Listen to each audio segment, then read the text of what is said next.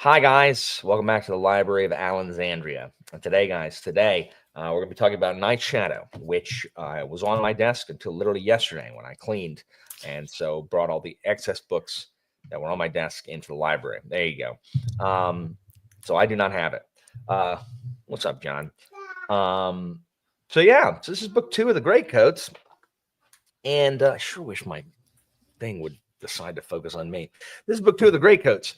It is twice as long as book 1 of the Greatcoats, and as I think many of us agree, I think this book is further evidence of book 1 not having having been edited down too much or a bunch of stuff taken out. But regardless, I have the new Greatcoats here with me. Remember, the old Greatcoats were Sarah, Angela.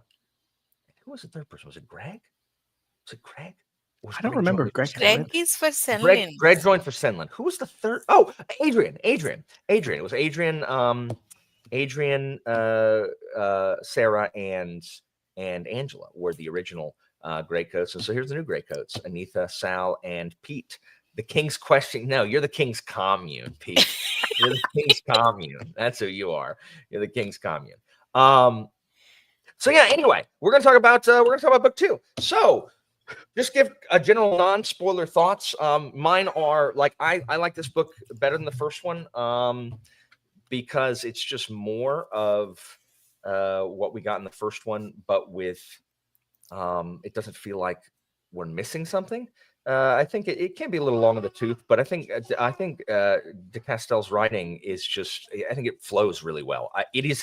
I find it much easier to read like 200 pages of this at a time than almost any other author. Like, it's just infinitely readable without really missing a whole lot. And in here again, we get wonderful speeches about how the world should work versus how the world works, which I think is a running theme in this. As we talked about last time, like the Greatcoats represent the world as it should be, them and Palis. But there's also a chapter in here that I advised everyone skipped. No one listened to me, as per usual, and everyone's experience was worse for it. So I do not know if that's the case. Hopefully Matt will show up here. And if Matt shows up, he just finished. He went ahead and read Saint's Blood too early. If there's a scene like this in Saint's Blood, can you warn us now? Because I didn't remember the one in Night's Shadow. But this is largely a Brasty book. A lot of this is about Brasty's development. Book 3 is Kest, and book 4 is Falchio. Book 1 was really all of them, and then it goes Brasty, Kest, Falchio. I feel like there was a lot of Falchio though. Like, I felt like most of the book was Falchio getting his head out of his rear. That's true, but I'm talking about the main development. Like the development is Brasty's in this one. I thought it was Valiana's. She's not on the cover, and she does not count as one of the Greatcoats. What? Okay, that was the whole thing. She was made a Greatcoat. Like, she's not. The Greatcoats are Brasty, Kest, Falchio. Those are the Greatcoats that we're talking about. Okay, no. At any rate, Anitha, what were your overall thoughts? Non-spoiler thoughts. Okay, most of this book is fun, actually action-packed, and I enjoyed it more than book 1. And definitely, de Castell's writing got improved in this. As you said, flow was smooth, easy, and 3/4 into the book, something happened. It became dark. Actually, I started thinking about why this isn't considered as grimdark. Actually, I think this settles the debate, because if you think about it, I think this is darker than Fashla, at least for me. But hang on there, Anitha. We've got to interrupt you. We got to go to commercial. A word from our sponsors. This video is brought to you by Zaxby's Big Zax Snack. It used to be like $5.99. It's not that anymore. But get it at your local Zaxby's. Sponsors and friends of the channel. All right, we're back. First Law has morally grey characters. That's the only difference. It has the main characters, main protagonists are morally very ethical. I think that's the only reason this is not called grimdark, at least for me, because it is darker, more violent. World is dark. So uh, I definitely struggled with some violent scenes, but overall, objectively, if I can forget one scene, I can say that it is a better book than first one. I do think Go ahead. like it's about hope. It's also very hopeful, and I think that's a big distinction about whether a book is grimdark or not, is how much hope is at its conclusion to a certain extent. Yeah, and there are plenty of discussions on BookTube on what grimdark is or isn't. Some people don't even like the term. But I mean, I think I agree with Anita. I think the world, and Sal will have a bunch to say on this. The world is an extraordinarily bleak place. So, Pete, your thoughts? I liked it. I think I liked the first one more because You were of the mad at the conclusion. Yeah, the emotional highs I think hit me better, like with the "We Are the Rock" moment in the first one, and then I think my frustrations with Falkio just getting his head out of his rear, like I said, kind of made the first one better for me, because that felt like the focus a bunch in here. Like there were definitely some good moments, but I did really like the world building in this one, like how it felt like it expanded more. Like we're talking about the Dashini, we're talking about, the relationships that the dukes and the knights have a little bit more, and not just like skipping over it and stuff like that. So that was really good. Sal? So I love this book. I thought it was a significant improvement from book one. I don't tab books very often, but I did with this.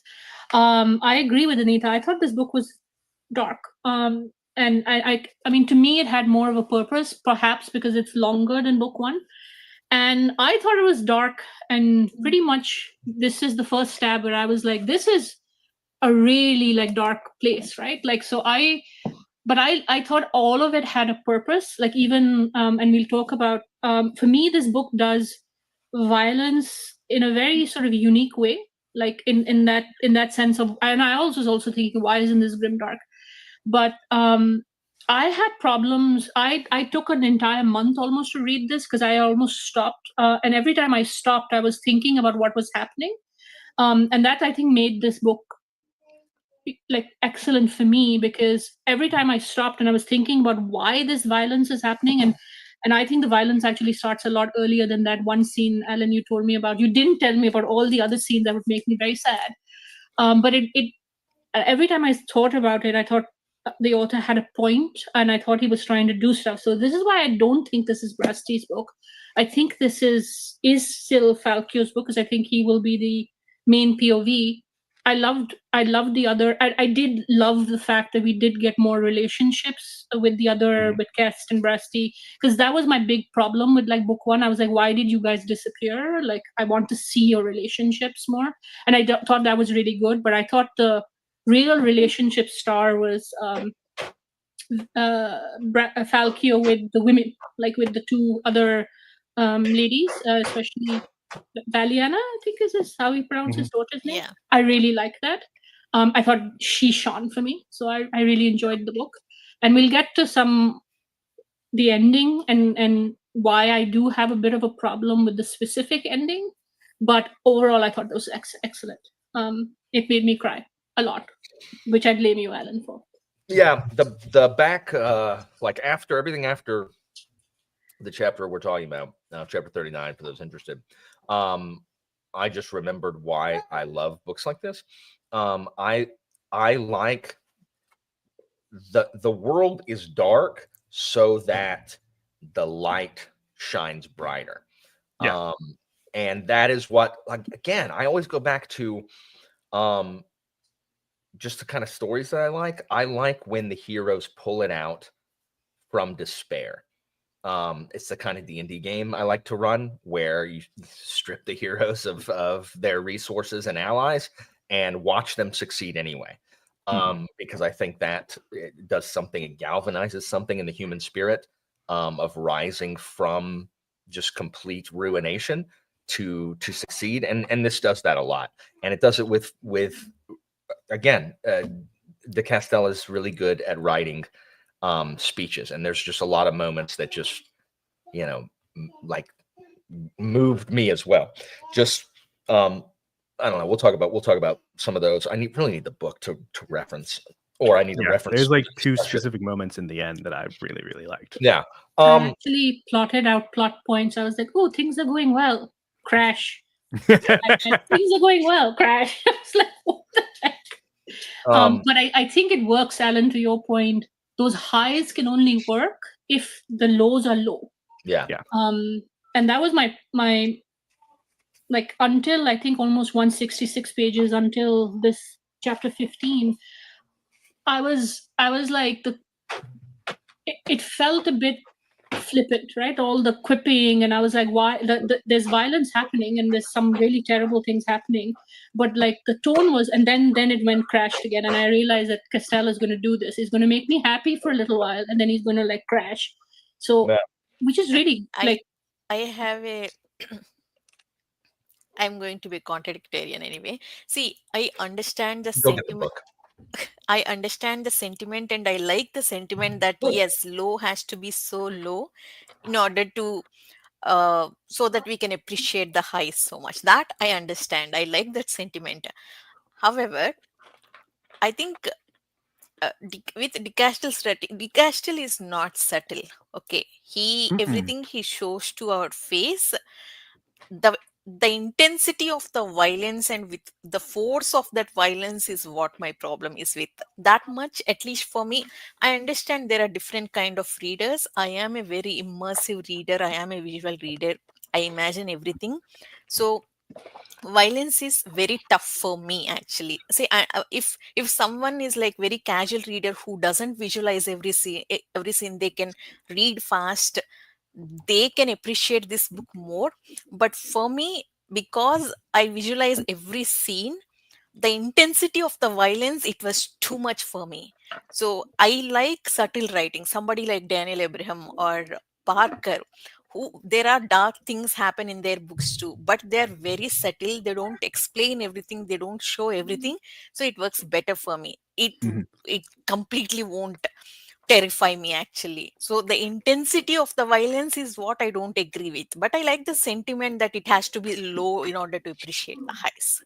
And I think, Anita, that is the problem, right? Like with the book, if you go and he goes really, it's a fast book in that sense. The highs are fast and the lows are fast, like, so you can crash out, right? Like if the violence is too much. And so I had to stop 4 times in this book when it got violent, not only just chapter 39, earlier as well, because I had to sit with it, right? And I can see that being honestly too much for people, like, because I think that's perfectly legitimate, because it's so like I don't know when we are getting to spoilers, but like just early in the book, with that child and Trin coming. Yeah. I was like, I stopped there as well, right? Because he does change tone like pretty suddenly, which is a skill, but that skill I can see being also a problem for people, because you're like, oh my god, I just got whacked in the head with this, right? Yeah, the tonal whiplash does come. I think de Castell handles it better than a lot, like some authors I see that do the tonal whiplash, where it's just like, what is this? I think Parker handles that tonal whiplash really well also, because Parker, I feel like Parker builds it. Not go with some of the stuff that's happening. What? Sorry, Pete. I feel like Parker builds it though. Like Parker builds the expectation for that whiplash. Like especially if we're thinking about like the end of Belly of the Bow. Yeah. Well, that was built up before it like it's like you can feel the you can feel the bow drawing back throughout that entire book. Parker's tonal dissonance largely just comes from his writing style is very just like flippant. Like the way that he writes is very just disconnected from a lot of the horrific things that happen in Parker novels. I mean, there's one novella where the kid castrates himself, doesn't he? Like, y'all read that one? Nope, I haven't gotten Anybody there yet. anybody read the one where he performs a self castration? Anyway, That's Thank you wild. for that picture. But yeah, you're welcome.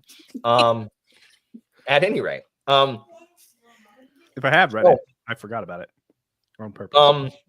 I like again that this explores just the themes of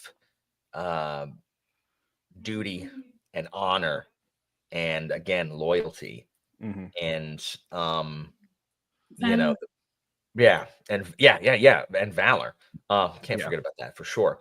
With what a big deal that is, and it's just we get more of what Payless's plan was,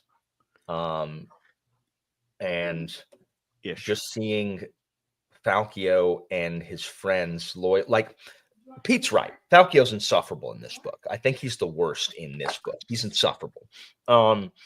And his friends are right. Like Mhm. when some of my favorite moments are when his friend, not Cast is like just looking at their loyalty to not just Payless, but more specifically Falkio. And Kest, you can see that Kest and Falkio are like best friends. Like Kest never wavers in his faith in Falkio. But Brasti came late. In this, we learned that Brasti was one of the last Greatcoats. And he didn't grow up with Kest and Falkio.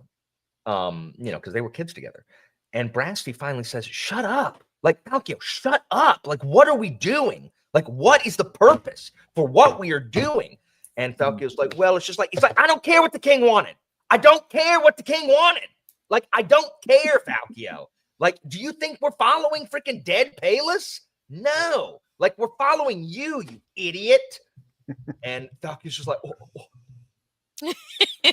What? like Me? That happens a few times. Like when they were commenting on Valiana. he's such a dunce in this book. It's just like Falkio. can we talk spoilers? Yeah, we should. Yeah, I agree. Yeah, I think absolutely. he is not this way in the next two books. He is better. I was also angry with Falkio when he decided, actually he's the one who decided to break that Reju's Duke of Reju's knight, who is a spy actually. It was like, see, entire first book Yeah, he so was we're like, getting into we're getting into spoilers apparently. Yeah. Anita said, "Are we going to talk spoilers?" I said, "Yes." Anita thought I meant right this second without warning. Oh, I thought all that was right, the warning. sorry. No, we might as well. Let's get, there's some. I don't know. It's book 2. Whatever. We're talking spoilers now. Go ahead. I mean, see, I understand. See, entire first book, as you said, Falco wants to find King's jewels, and Brasti was like, "Why are we doing this?" He was against it, but Falco was like very adamant about it, very stubborn about it, right? He wants to find it because it was his duty. But once he's done with it, he did not give the same respect to others, you know, uh, what is that, others' missions. He decides to break somebody's cover, actually, that I did not like. And To me, it was growth that he is moving beyond the king's plan. that if he hadn't found his jewel thing, I would have understood actually. But since he finished his mission, he's ready to move on now. That is I think not part fair. of it is Falkio. Sorry, this particular book, we see that like Falkio. First of all, we see that Payless. We don't actually know what Payless is doing. Like, we had no idea what Payless is doing. Payless, and Falkio trusts Payless way more than anybody else does. Like, Falkio and Payless had a special relationship that he is like Falkio's obsessed with. So part of it is Falkio doesn't believe that that's actually their mission. Like, he doesn't believe them. Like, Falkio does not think that that is what the king had them do. Like, Falkio, like, first of all, he's like, okay, first, he did not send them to go kill these guys. And they're like, hey, that is possible. It is possible that that Payless is not as sparklingly honorable as you think that he is. Falcio. And Falcio's like, no, he couldn't. And then so Falcio doesn't really understand what Palis, you know, like what their job is for Palis. He doesn't figure it out really till later. And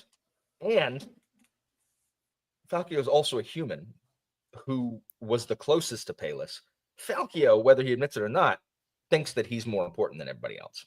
Like, Yep. I mean, he does. Like, he calls the other one out because he needs it or else he dies, right? Like, isn't that why he calls it out? Like, he has to. Yeah. No, he goes in thinking that if the king wanted the dukes protected, i.e., the king is not an evil, person, this guy will be there, right? He'll be in a bodyguard position, right? And to me, it was more that do you compromise for this grand plan that you don't understand? Do you trust blindly, or do you, like, for me, I was like, Falco is now realizing that there may be a grand plan, but like, you still have to do the right thing, right?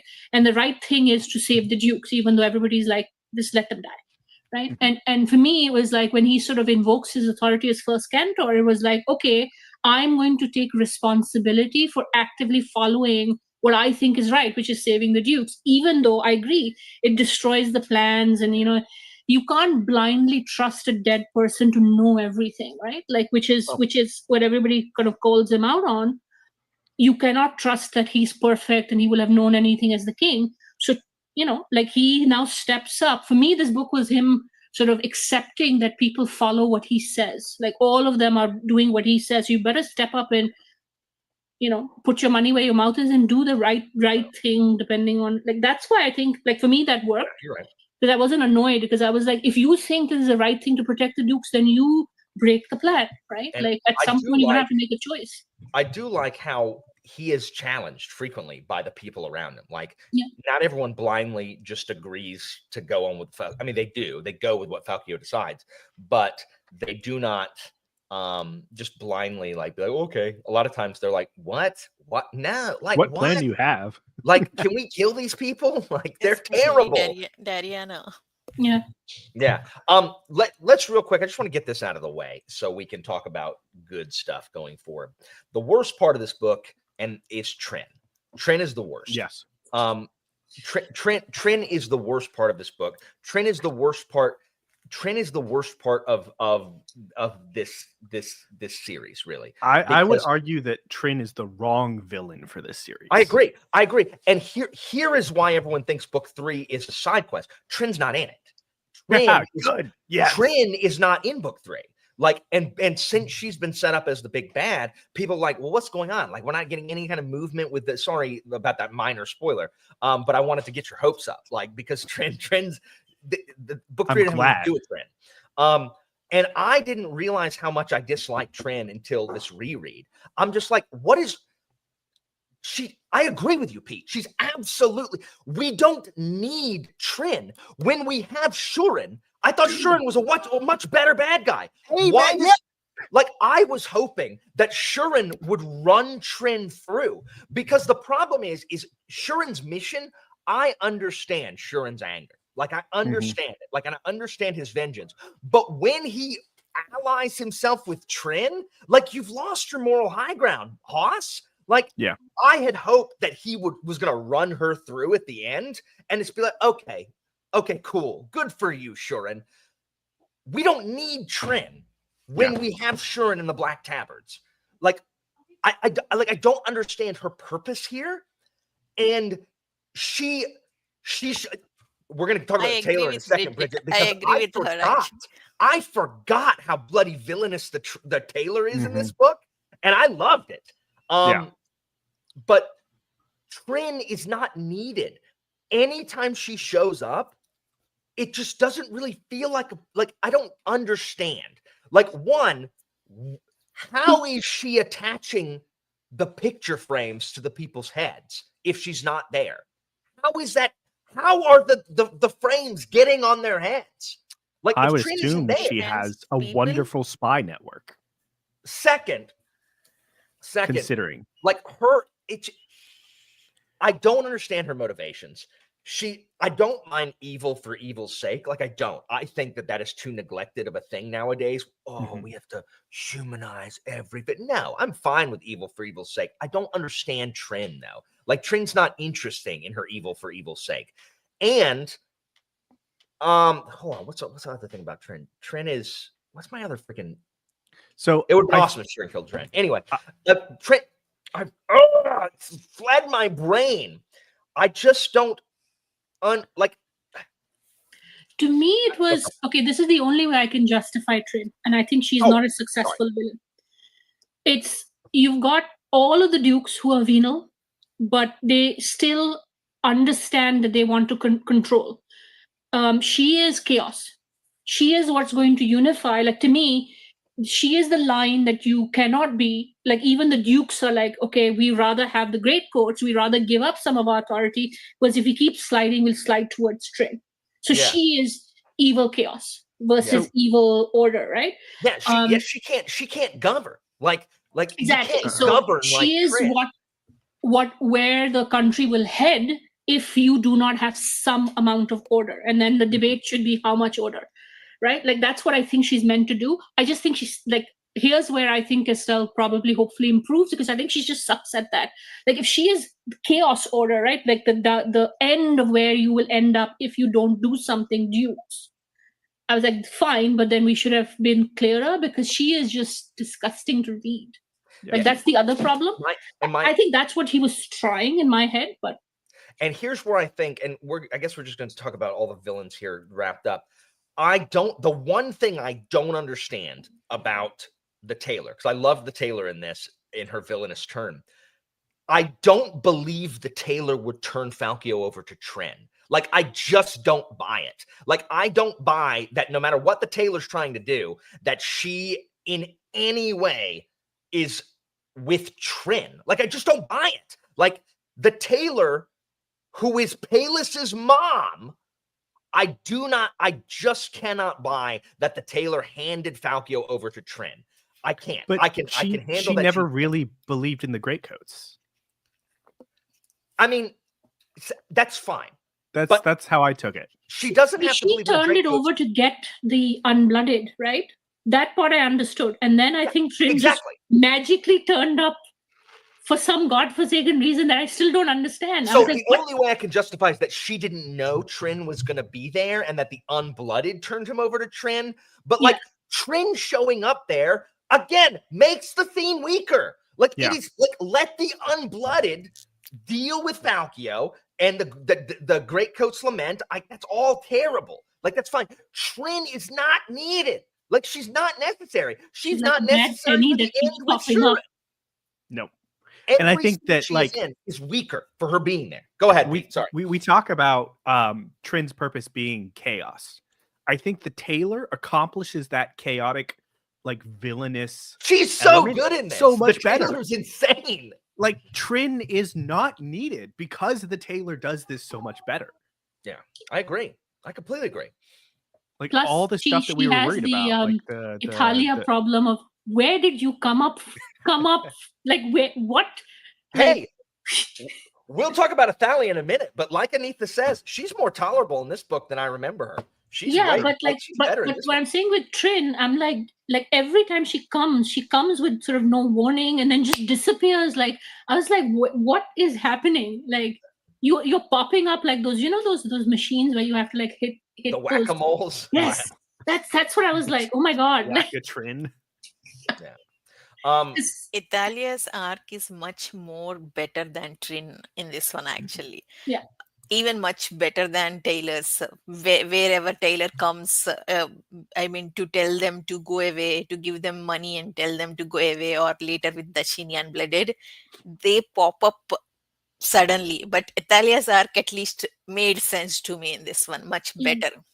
And maybe John has a good point. There are too many villains in here, right? Like, there's the Tailor, there's the Knight Commander, and I think Trin doesn't have anything to do other than cackle. I mean, she needs the mustache, a really big one, so she can twirl, and I was like, done. Yeah.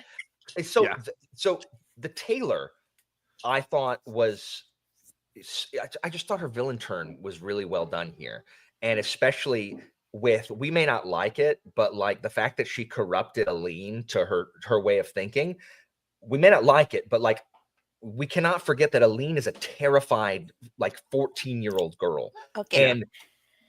And I the Taylor is her like her grandma that she grew up with. She trusts the Taylor because, and it all comes down to the fact that she doesn't it's not that she thinks the Taylor's plan is better, it's that she doesn't think Falchio can succeed. And when you don't think Falchio can succeed, you have to go with, you know, this other person who is, you know, making you do things that you don't like. And even though we saw her and Falchio bond in the first book, she's been bonded to the Taylor since she was a little girl. Yeah. And so she's obviously more likely to believe that. But I think that the Taylor is, I'm reading City of Miracles right now, and it's talking about, you know, paying vengeance and how you fix things like should, if you're in charge, to save later bloodshed, shed a lot of blood now, like execute and jail your political detractors so that they can't wreak trouble for you later. That's really what the Taylor's doing. The Taylor is like, look, we've got to shed as much blood as possible, and then we'll get something like once all of those people are dead, we but will that's rise not from the ashes. What? but that's not a long-term plan, right? Once you kill every duke, I mean, how are you going to rule? There is, Aline is still young. There are still knights around. How are you going to rule this chaotic land just by killing dukes and children? You may get the power, you may get the throne, but that doesn't mean that's just the beginning. I think there is no long-term plan there. I At don't least it think did not make sense to me. What I to thought me, their this her is plan plan is. common. was that she'd basically kill and cause civil war, and there'd be like a decade of like killing and Yeah. fighting and whatever, and Yeah. then Aline would be the savior of the people. There and would then, be too many weak the basically the provinces would weaken themselves, and so there would be no one person that could stand against her, and they would welcome Aline's rule. And Okay, right here, I don't think she was poisoning or starving Aline. I think Aline was just, I think this is like, it's just trauma. I think it's just stress of constantly being on the run from being about to be killed. see, As a okay. 13-year-old. Yeah. In book one, actually, even after she witnessed the burning of her entire family, Yeah. her mother, her brothers, even then she was strong. She was like, no, I want to go to that rock and prove myself. She had so much agency in book one. I did not like how that entire thing turned down in book two. Actually, everything is taken away. She's just victim who is suffering from PTSD, and she lost entire her own character in that I did not like, actually. Okay. I Well, mean, if it makes you especially, feel better, Aline gets more to do in the next book. So but I think that was for me why this book right from the beginning is dark. yeah. Because you start off with this high of book one, Aline is going to do something, and she doesn't. Like, to me, that makes sense. She's a 13-year-old girl, and you can already start seeing right, like the first quest that these guys are sent on is to basically undo, like make peace with this duke who is evil or whatever, right? Politicking. And you already see that from the high of this savior woman coming, you now have to get into real politics, which is why I was like, this book is basically destroying all the highs of book one deliberately. I think it pushes you down because Falchio has to sort of be a politician and do the quest with the village thing, right? And Aline doesn't stop him, and no, like they're like, yeah, do that, make peace with the devil, because it's a lesser devil, right? And it already start. So for me, that's the first point I stopped, because I was like, okay, I agree, Anita, but I think that's what I meant by, I think it's very deliberate. He's going to break down those highs because it's not easy, right? Now you have to get into real politicking. She is 13. The Taylor has a very different view of, even in the beginning, right? Of you must compromise, right? Falchio, you must compromise. So as soon as that village thing quest was happening, I was like, okay, so he's going to compromise. And it's not nice, like. And I think it's really interesting. I saw that compromise as the point of the whole thing anyways. I thought so. I was kind of confused when they were like, hey, you just did the dude's bidding. And I'm like, I thought this was the purpose of the Greatcoats to begin with, to make sure the law was enforced and to make sure that there was a bridge between the people and the dukes. So saying, oh, you were just doing the duke's bidding, no, he objectively made their situation better, at least for a time, and that was the whole point. Well, keep And- in mind, Yeah, it's so been that 6 comes to years since the king's is the death. law just, right? Like, to me, this was about it's legal what he does. The dukes are Yeah. legal, but are they just? Well, no, what the dukes Right. did wasn't legal. That was kind of the point. No, it was. So what he came up with a compromise was that, yeah, the dukes have right to tax, right? But you cannot. But it was the compromise was about kind of like how much into the letter of the law they're allowed. Yeah, to tax. but remember, the law itself says that in wartime they can do that double tax. And Falco's like, they ain't at war. Come on, like so it's the spirit of the law versus the letter of the law there.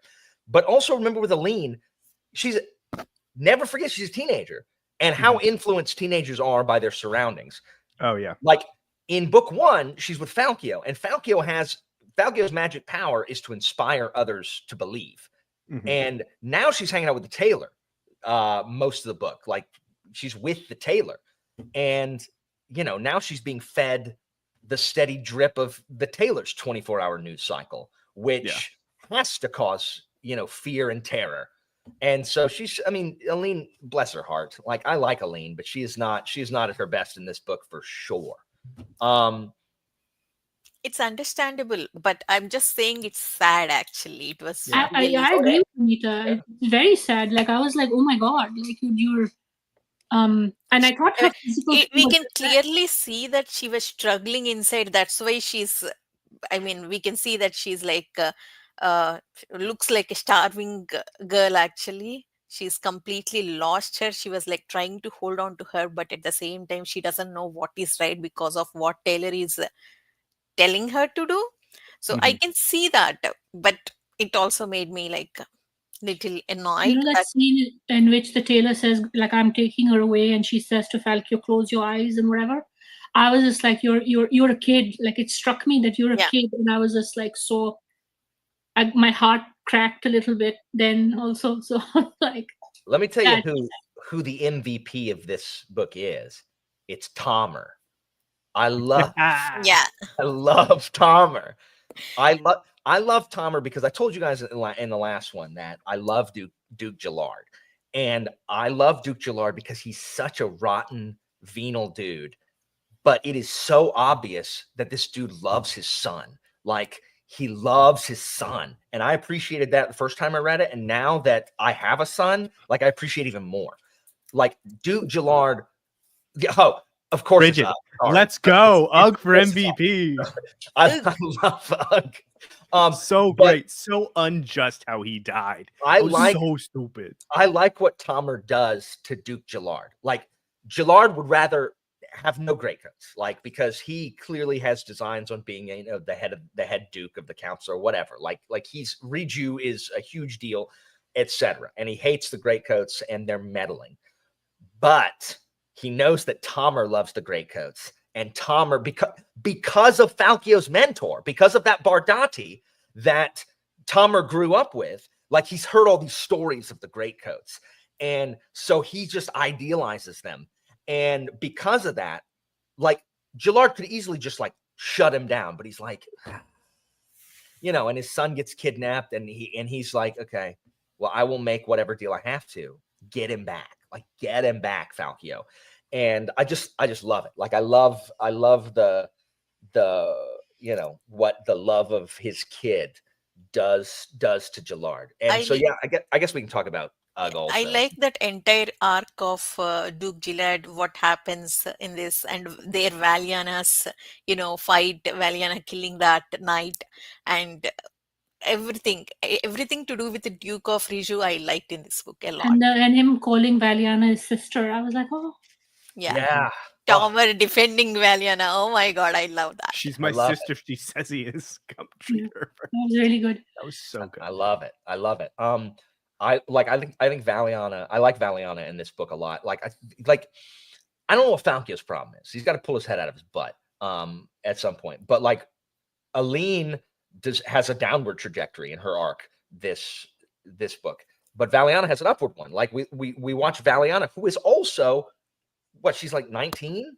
So she's not super old anyway. She's also learning who she is, because she's having to get an entirely new identity. So is Aline. Aline was, just some noble woman's kid, and now she's, the heir apparent. Valiana thought she was the daughter of a duchess, and now she turns out she's nothing.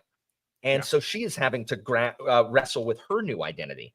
And I like at the beginning of the book that she just has a death wish. Like, she just doesn't know who she is. And so the one thing she has is, I'm going to protect Aline, even if this means, getting killed. And then by the end of the book, she's, a great coat. What's she? The king's, what's she? The king's heart? Is that what she is? No, Answer. she's the heart's Heart's answer. answer. The heart's answer. That's right. Yeah. I And- really liked that moment with where I think it was Brasti talking to Falchio, and they were and Falchio was just like, I don't like that she's getting trained by Dariana. It's kind of like whatever. And Brasti's like, well, she had to deal with a mentor previously that just ignored her and whatever. And Falchio's like, what? Who? And he was like, you. No. Yes. And Bridget, absolutely. When Valiana uses her skill set, she grew up in the courts. Like, she knows how to navigate this political quagmire that Falchio certainly doesn't know how to do. Brasti's terrible at it, and Kess has no desire. I And- also want to give credit to Dariana for Valiana's character development and her learning, whatever the battlefield or being strong. Dariana taught her. I don't like But I love the fact that Valiana gets to be regent or whatever it is. Mhm. I was Yeah. like, that makes so much sense. And that's why I think this is her book. Because I know Brasti is on the cover, but what, it doesn't matter. This is Valiana's book in terms of new Greatcoats, right? I think she is a Greatcoat. And doesn't one of the Bard people say that she is a great? Yeah, she's the everybody first says Valiana is a great coat whenever it's challenged.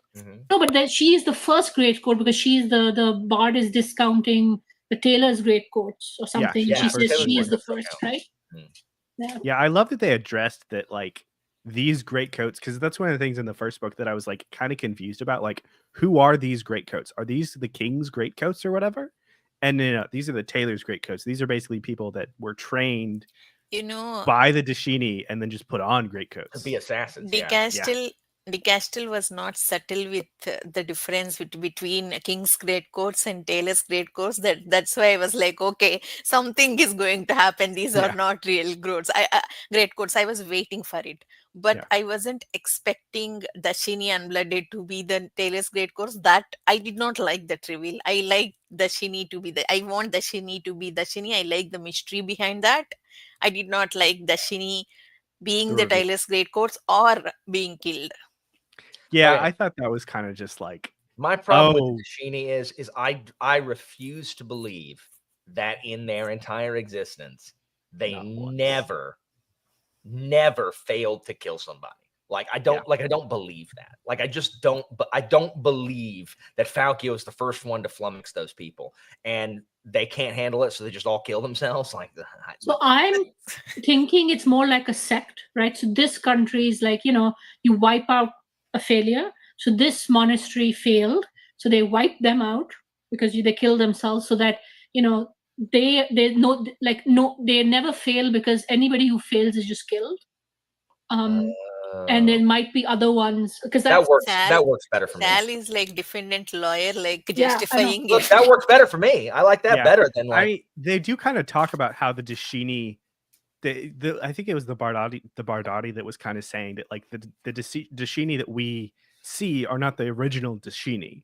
So it kind of points to the fact that, like, this is something that is developed multiple times, vaguely independent of each other in different spots. So it's kind of putting more support to your sect kind of theory. Yeah, because that weird man, the old man, right? Like, I mean, why is he old? I figured that these guys are one splinter cell. Mm-hmm. I mean, because, like, to your point, Anita, I think there was created a bit of a, like, how did she get this force, right? So he needed an explanation.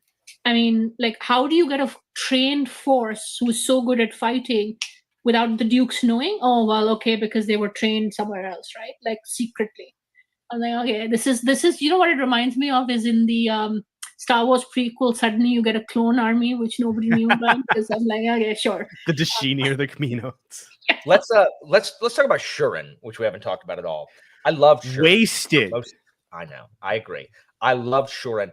I like Shuren because Shuren shows what the knights could be.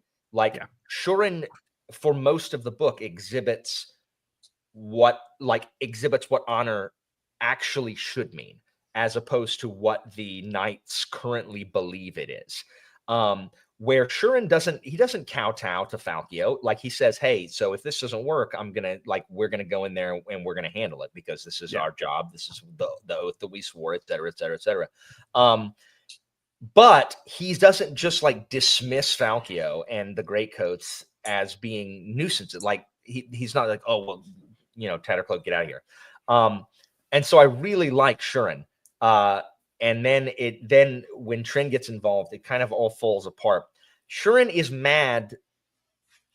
I'm not even sure what Shuren's plan is. Like, oh, he's allied to Trin. Ugh, that's his plan. I feel like his plan was to eventually become Duke protector of everything. Oh, all he's he going to become wants to do is Valiana. become saint. Actually, that's it. So he was arming the populace, but he was not involved with the killing of the dukes, right? Like No, that was all the Taylor.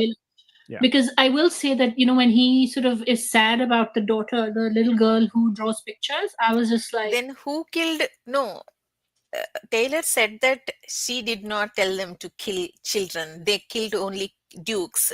So who killed kids? Knights So that's killed why the kids. I think that the dukes were killed by the Taylor, and Shuren killed the kids. So he's lying about that little girl's the sadness. That's how I was like, you're really evil. Yeah. Because you are pretending to be sad about that girl who died, and I was really upset about that. Well, But Shuren and the Taylor, apparently they want the same thing, the Civil War, but the Taylor will put a lien on the throne, and Shuren is going to basically become Valiana, the regent. Is going to become the Duke, the Knight Protector, right? Yeah. Right, Pete?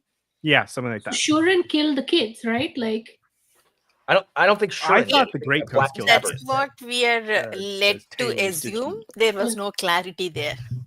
Okay, because I also thought that, because then I was really angry with him for killing the kids, because that really upset me. That's when I actually paused for like a week. And when the kids died. Shuren's pissed because he was a foreigner. That like what is Shuren's deal? Does anybody? He was a saint's kid. He wants to become saint. I think that's his only goal. He could have done that without Civil War. Yeah. I think that his goal was... down. I think he had two different goals. I think on one hand, he really thought he could beat Kest, right? And I think that was as soon as he was like, I want that fight. I'm like, gosh, you're going to die. Stop. I don't need you to die. I need you to become I love the fact that he faked a limp the whole book. Yeah, that was great. But he definitely still wants some sort of rule. Like he still thinks that he is like righteous and he can put the country back on the right track. So he's like the Taylor. Like he also thinks that the country just has to bleed in order to get out of its current garbage state. I think if you really questioned him, he probably would agree with the Taylor's assassinations of the dukes. Yeah, so they're both one side. The Taylor and him are like very close together on the spectrum of evil, and then Trin is like here. I think the person he has to make Trin undermines Shuren's thing. Sorry, Anita. I feel like the Shuren is the order side of the coin of the Civil War. Like, do the Civil War to compress everything into order, whereas the Taylor is the real chaotic side of that Civil War. Of just like, hey, let's do this and burn everything down. So, yeah. Sorry, Anita. Go ahead. I think Shuren, the person he has to make deal with was Taylor, not Trin. Yeah, I agree. Like Trin she's just out of place in this book. It's weaker for her existence. Yeah. I don't know. And then the whole fact that they're going to get married and whatever, that's when I was like, this is fake. He's going to kill her. Like, this is fake. Yeah, I feel like that would have been a better thing of just have Trin actually be at the battle and be like, haha, now I have these black tabards. And then Shuren is just like, nope, yeah, I can't. I'm the villain now. That would have been great. Yeah, I don't know about all that. So how about Kess losing that hand? It feels like a classic anime trope of just like, haha. It almost feels like freaking Aragon of him breaking his hand. Now he's going to become the best swordsman again, but with his left hand. If That's anybody how I can see do it, it it'll going. be Cast.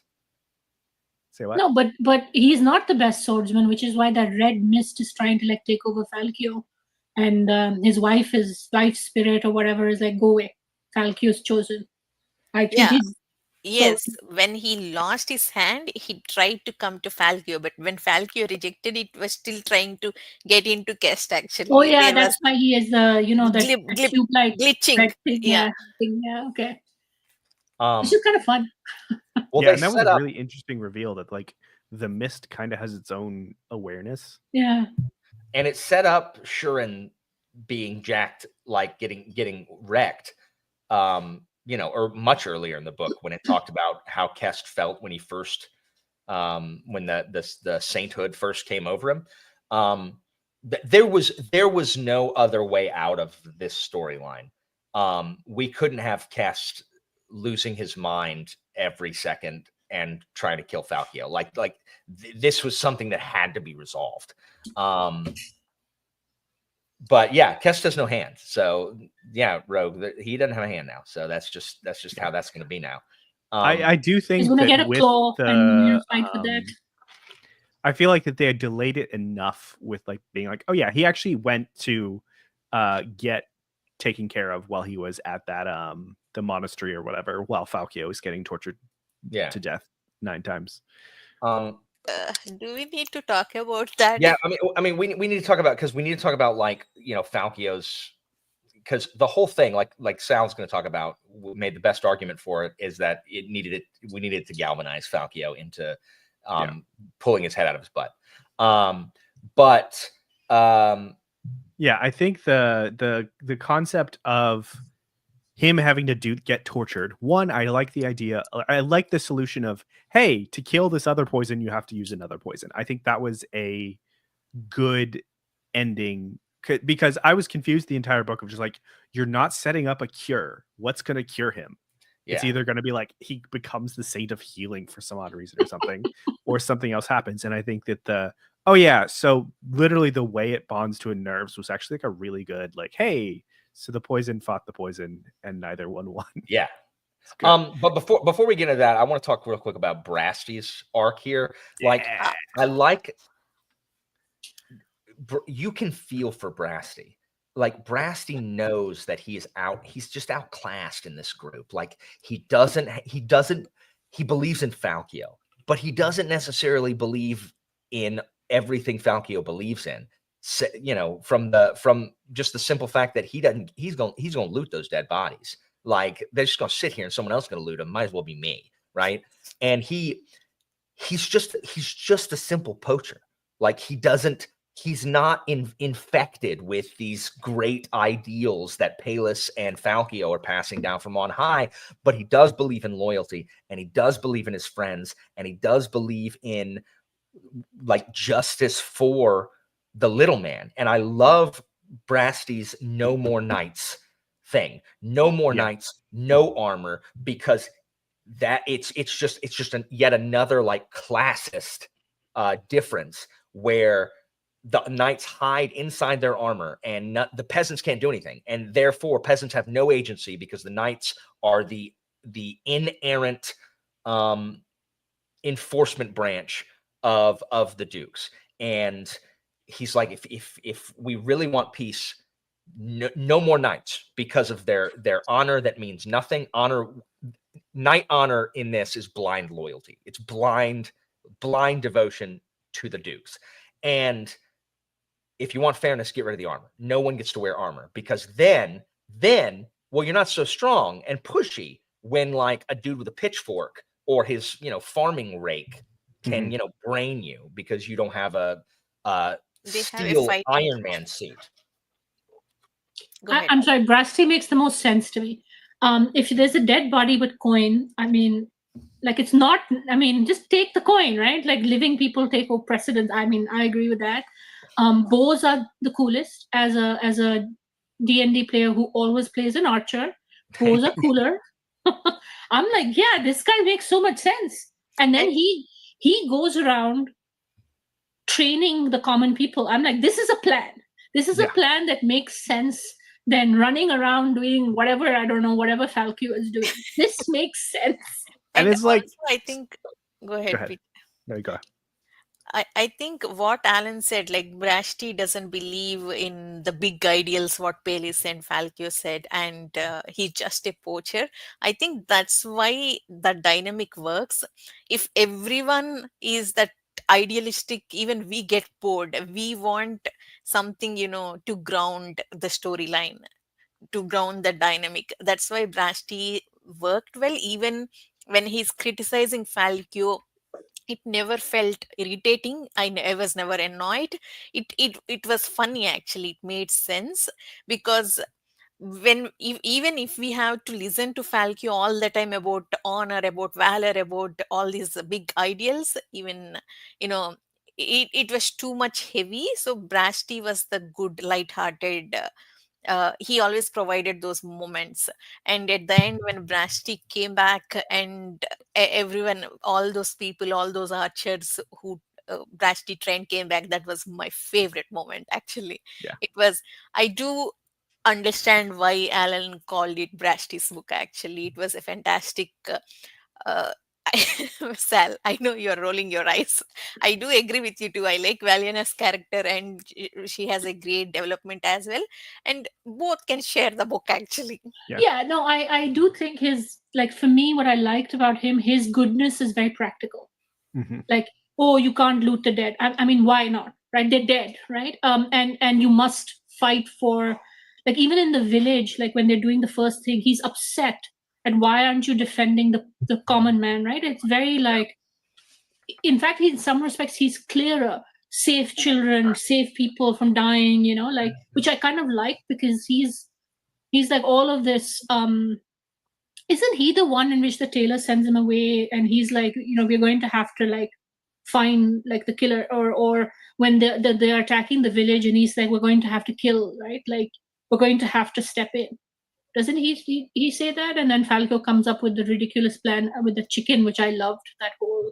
Yeah. I also really like The that ducks. it looks like we see that Palis didn't really like Brashti.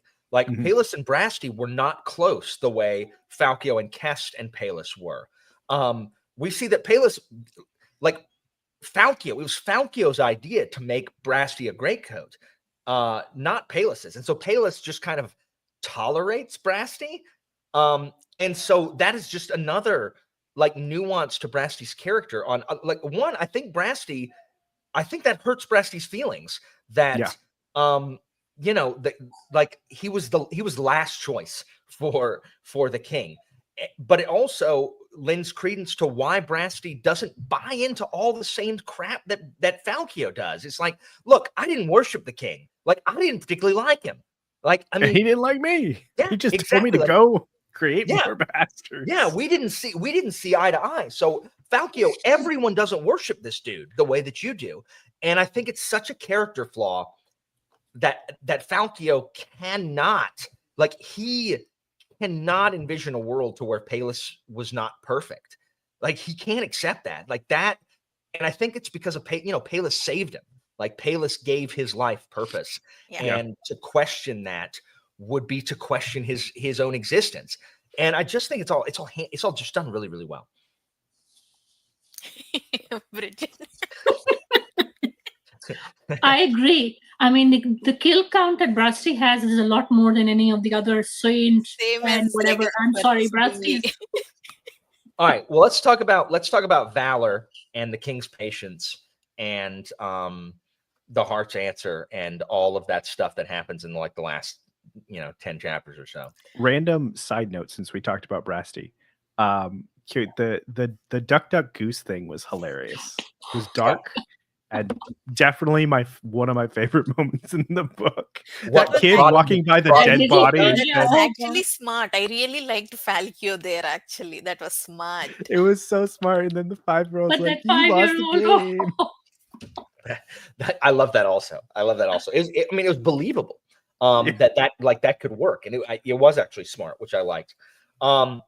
All right, so go ahead, Anita. You seem raring to go. Yeah, because we all did not like Dariana. I I don't dislike Dariana. When at the end when she said that, see, she was that Greatcoat's daughter for 13 years. At that time, she did not get the training. She just lived with them. And after that, for next 13 years of her age, she was a Dashini. She got training there. So, and she was never an adult with as a Greatcoat. So I understand being confused about where she belongs. So that's why I understand her. So I don't have any.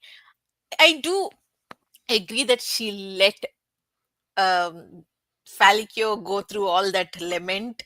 Yes, I was pissed, but at the same time, I do agree. She did make a choice at the end when it was needed the most. And I And I think do think that. Sorry, go ahead, please.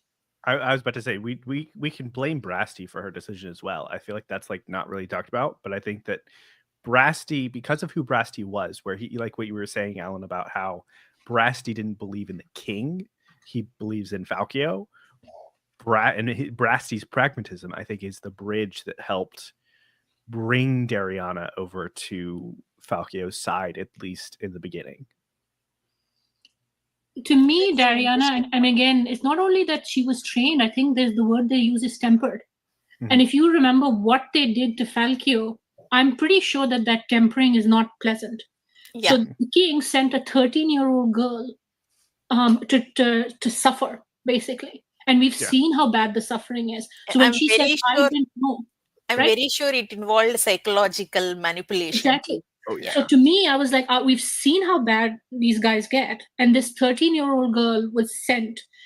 I think she would be like, I'm not sure the king is right.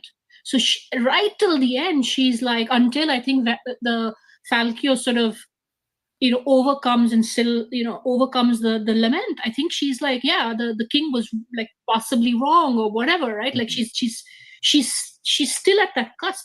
That really struck me because you only see that sort of conversation after you see how bad these guys are, right? So like, imagine what she's gone through, Nita, to your point.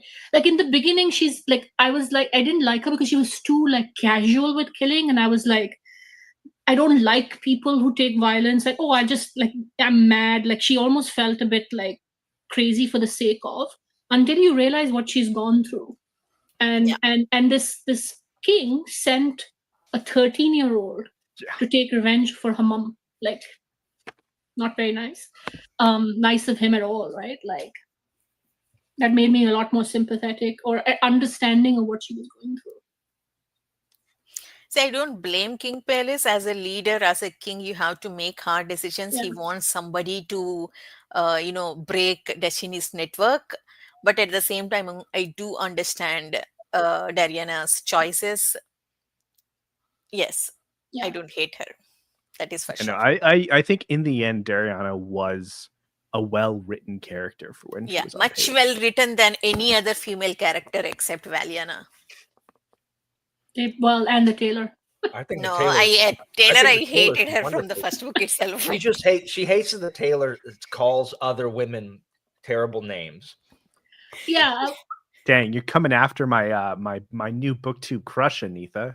I love the Taylor. I love the Taylor. I forgot how like she's a tough broad. This book is sort of interesting, and I do want to talk a little bit about time permitting this, about what I call the use of violence. And if you like, for me, none of the cathartic moments, like violence is very cool in a lot of books, right? You kill, you take revenge, and the cool moments are when you kill people, right? All of the cool moments for me in this book are non-violent in some respects, right? Like the people standing at the end and saying, we were here. So all of like the catharsis is not violent. So like the violence here is ugly. In some, and spoiler warnings and trigger warnings. So some of it gets really ugly, but all of it is ugly. And it sort of got me to thinking about what he was saying, the author was saying about the use of violence, right? So violence obviously is a solution, which is why I didn't like the end, as much, because you kill all the knights as a solution, but violence is what breaks you and and I thought that was sort of paired with it's necessary, like valor is valorous, like, you know, being persevering in the face of such violence is what is the real bravery, right? And I kind of liked that in the end, even though I was like, okay, because for me, as soon as, you know, the begin, all of it was very ugly for me. And it sort of got me to thinking about, yeah, none of the cool moments that Alan like talks about, or even Rusty coming at the end, like that wasn't the cool stuff for me. For me, it was violence can really break you, but even if you persevere. And for me, that's why that scene, even though I didn't like it, when he's seeing this from his wife's point of view, the wife fights. She never stops fighting. It was very uncomfortable. I stopped reading, and this is why I was telling you, Nita, I cannot finish this in 2 days I do. because I stopped. And it's a very difficult scene. But what sort of sunk into me is every time he shows that violence, like, and it happens a lot with the kids, and you know, that whole neck thing, which I didn't like. And it's, even though they don't stop. There's, I mean, Aline also, the wife, never stops fighting. Like she takes her arm off. And Okay, okay, you let's know stop what I there. mean, right? Yeah. See, for me at least, I have enough imagination. If you tell me, that's enough for me to imagine. You don't have to show it to me. That's not needed for me at least. So I don't know. I don't read much into why it was there, which because it's not needed at all, at least in my opinion. I don't know. And for me, I think why, because for me, when I read, there's so much violence equals cool. Killing people's equal cool in a lot of fantasy, right? So I'm almost inured to like sheer violence when it's death. Yeah. So it's almost like this violence had to be different, because I've like read too many books in which I'm going to have like gore and whatever, and that's going to be cool, that's going to be catharsis, that's going to be, and here he doesn't do that.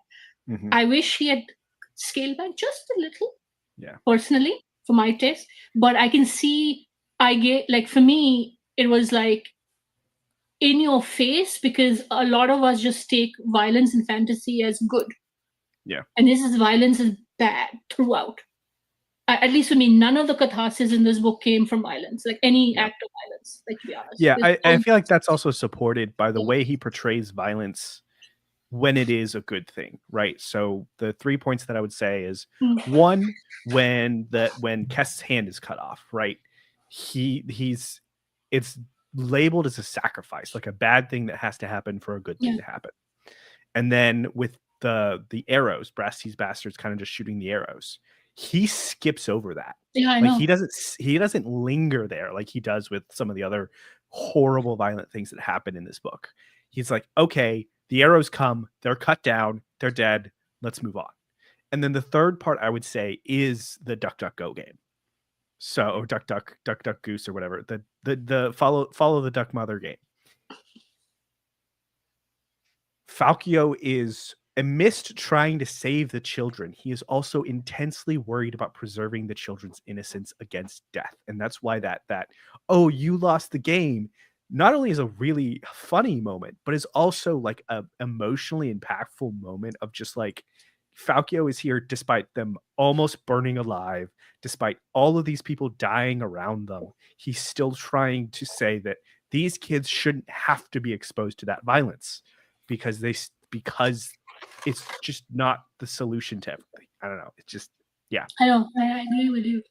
And I also agree with Anita. They were like, can we just have one less, you know, or two less?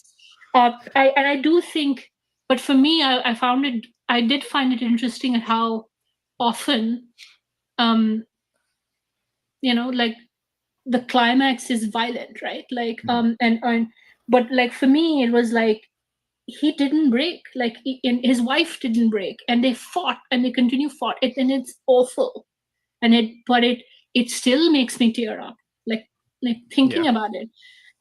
That's kind of when like, for me, it was violent. All of this book had violence with a point. And that's why I sort of gave it a pass. But I mean, I will say, like, you know, people should really look at trigger warning, because some of it is just yeah, the absolutely. end, yes, but even in the beginning, there's some really stuff. Yeah, I skipped through most of 39. Like as soon as it Yeah. started popping up, I'm like, yeah, I know what's happening. I don't Good care. that you did. That was, Good for you. see, I was very angry. Alan, close your ears. It, at least that scene for me, it was very offensive and insulting. Actually, that shouldn't be written like that. That I'm very sure. I mean, I don't love it either, but I lean more towards Sal's interpretation than Anitha. Anitha, you don't like the Taylor, so I think overall it's just like I would rather somebody do violence with a purpose than just do it like what Sal said of just to glorify it or just to I be think- like, haha, there's violence in this world. well, I think in the Yeah. larger context is that the Greatcoats are supposed to be the answer to violence. Yeah. The law and the king's law is supposed to, transcend violence, because we see it's not just the dukes and the tailors and the knights that are perpetuating the violence. The commoners have resorted to violence as a first resort. Like that's where we have the they've taken the drunken tax collector prisoner and they're gonna like execute him or whatever. Didn't they burn? When the laws no longer protect the common man, Mhm. what other option do they have? Yeah, but but that's what I'm saying. Like violence is everywhere. It's not just Mhm. it's not just in the hands of the powerful. Like the weak are also resorting to violence. So violence is everywhere. And the Greatcoats are supposed to be the answer to that. They're supposed to be the if the world was just and the Greatcoats and the king had their way, then there would not be a need for all of this. And that's what I like is, I do agree with that, what you said, Alan. This world, that entire Christia was so dark. So greatcoats are needed to bring that peace. I do agree with that. But my problem is with that scene, which was very tactless. Anitha, let's go ahead and operate on the assumption that you did not like that scene in chapter 39. Let's go ahead. I'm going to go ahead and say that every statement you make from here henceforth, we can just pretend like you qualified it by saying you Excuse didn't me. like that scene. Sal has so much screen time here to justify that scene. Why shouldn't I get the scene? Why it was wrong? Okay, my problem is it. Okay, okay, Alan. I didn't stop you. I didn't stop you. I was letting you Keep talk. going. I don't want to affect your what rain on your parade, or what was the saying. Oh. It's okay. I think you should, because I think it Yeah. is important. It's a difficult scene, and I think See, my having a problem is with not. I understand why that scene was there, because later we see with that battle with Shuran and Kesting. So I'm not arguing the purpose Anitha, of it. you already negatively affect my experience of reading these books, because I read it, I'm like, oh, Manitha's gonna hate that. Like as I'm reading it, so you've already done it. Like you've already done that. I'm like, oh well. I See, guess this is what Anita is a Anita's gonna much talk more about. sensitive reader. Like she feels things very deeply, and I think it's important that people know. Skip this. I mean, Alan says skip the book because she's got like Anita Like- level. Like See, Anitha, what if you had listened to me when I told you to not read that scene? Like at this point, who's responsible? I told you to skip it. Okay, I'm not blaming you. Okay. This is the last thing I'm going to say No, you're about fine. that You're scene fine. when we'll move on. In seriousness, some people just like Sal saying, some people take things, just it impacts people, and I think it's important that Anita Absolutely. explain. Okay, Uh, what to add to what Bridget said, purpose of it, I'm not arguing with it. I have big problem with that too, but I'm not arguing at least. But the execution of it, both with the combining that the torch, the trauma she has been through, and the fetishization, it was found it very disrespectful actually. I don't First of all, understand the fetishization part. Like, the like Trin I don't stuff, understand like that. honestly, that I agree with Anita. Like that.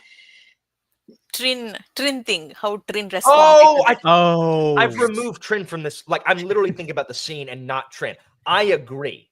The Okay, Trin part let me finish. is ridiculous. See, he not only traumatized Falcio, he also traumatized the readers through it. He did not consider it. It felt like he assumed his target audience are going to be men, that's what was very disrespectful to me. That much trauma, that much, the combination of that fetishization and that violence happened to Aline in the past, the combination was so horrible. That much graphic detail was not needed, not at all needed. So would you have accepted the scene more with the absence of Trin, like the whole Trin stuff gone, and him just having to relive Aline's trauma in order to really kind of let her go, because his obsession over his wife's death is what is holding him back, essentially.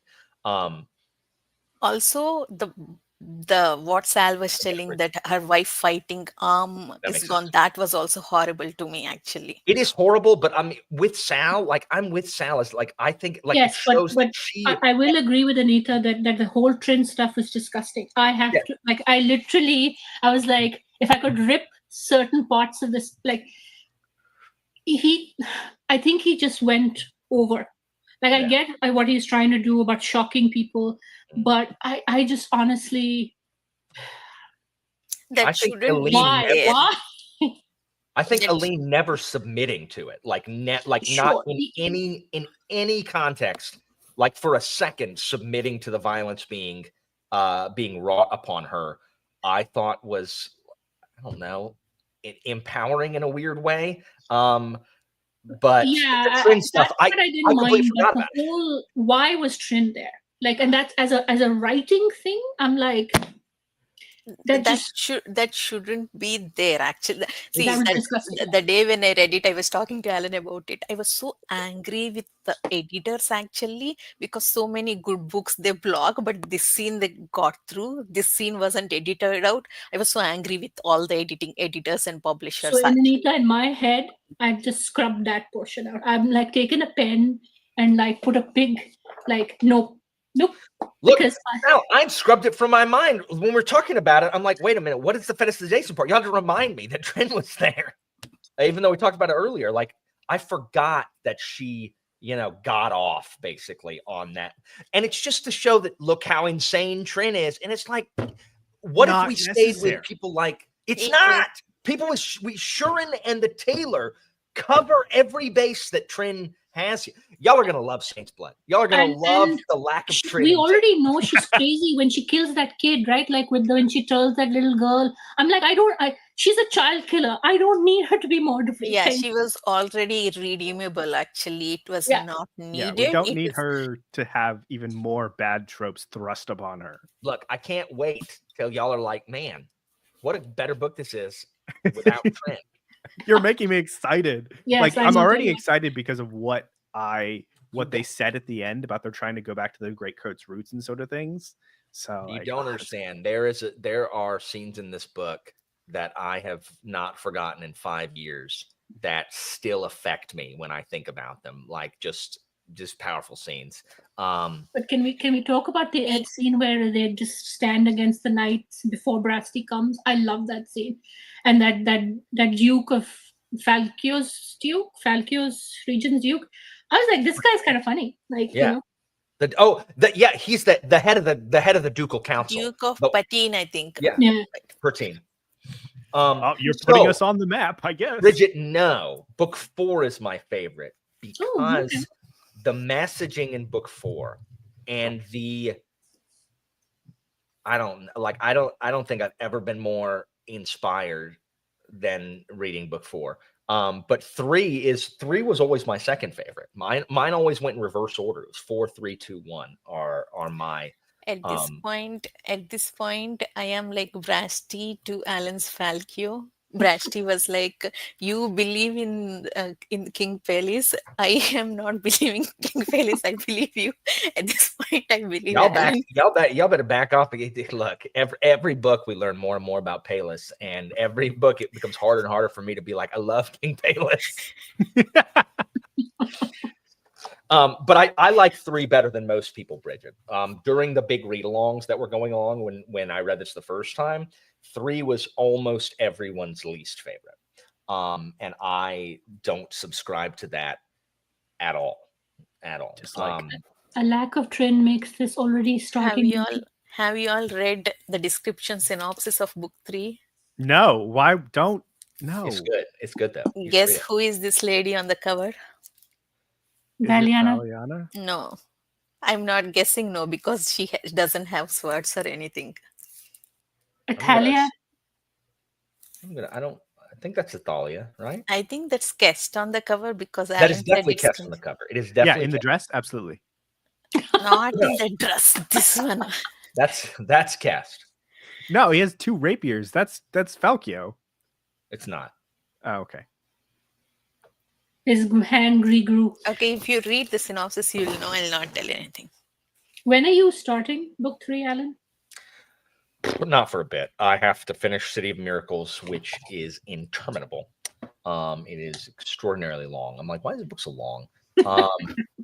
Like I thought I was done, and I'm like, oh, I have 110 pages left. Never mind. And then I'm reading Lives of Bitter Rain with Evie, and after that, I'll probably read it after that. So it's a book and a novella. I'm gonna get to that. I'll probably read that right after Greatcoats. So I'm debating about whether or not I should take Greatcoats with me on my vacation next week. You So I'm definitely gonna be should. gone from like the 12th to the 17th. And the second anybody finishes it, you need to message me. You need to Okay. message me. So basically, like if I take it with me, I'm going to be finishing it on that trip. I have I'm like totally 3 okay different with plane that. flights. You should definitely read it. You should definitely read Okay. it. I will take it with me. I'll I'm probably not save going to it read to the end, anybody's though. descriptors, but I'm almost certain that everyone will know the scene that I'm talking about and should message me and it's just so good. It's so good. It's a scene that's so good. I read it to Christina, who was also moved by it. Yeah. And I have an entire day off after I get back because my flight gets back in at like midnight, and I have the day after off. So like, I just think this is the deepest lore book. Good, and good. that's why, and that's another reason people don't like it. But the lore is necessary for book 4 to make any sense at all. We want lore because we are confused about magic stuff. We want that stuff. This is the deepest lore book, and it also deals a lot with the law. And the law is a huge deal, like in as we've discussed, and then in book 4, like the law magic. We have to understand. Anyway, you have to understand the lore of the world for book 4 to work, and it dovetails so nicely in book 4. I expect this book to go outside of our ducal kingdoms that we've been in.